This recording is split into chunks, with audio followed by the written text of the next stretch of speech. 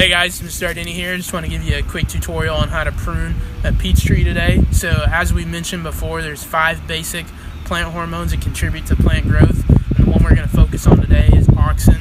That's the one to the tops of the plants and to the bottom of the roots. So what we want to do today is to try and redirect the energy that auxin is going to take, and that way we can force the tree to grow into some fruit production areas that we want to see. Okay?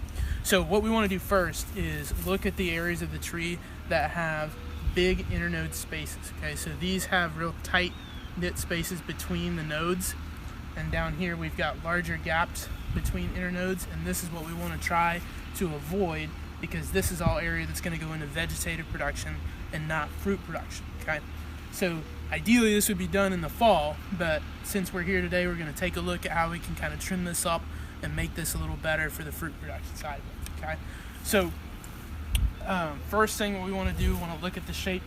We can see that it's kind of getting lanky towards the top. So what we can do is we can back off on some of the stuff that's growing up and away from where we want to be.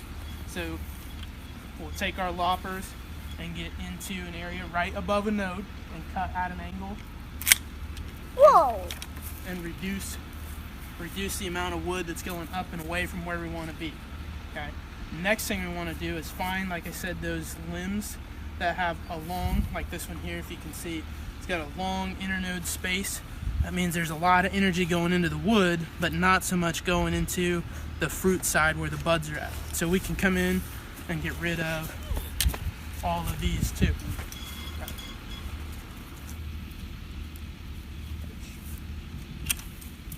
Okay, once we've got them cleared away, we can kind of re-look through what we have and find anything that is dead.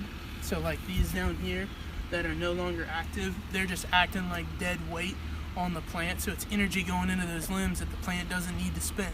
So those can go away as well. Okay. So another quick look around the tree, we can see that it looks pretty balanced.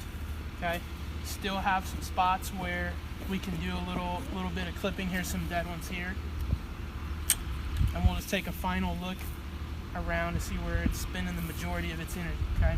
Ideally on fruit trees, you want to take anywhere from 1/4 to 1/3 of the branch weight off year to year to try and force it to regrow and put more energy into the buds.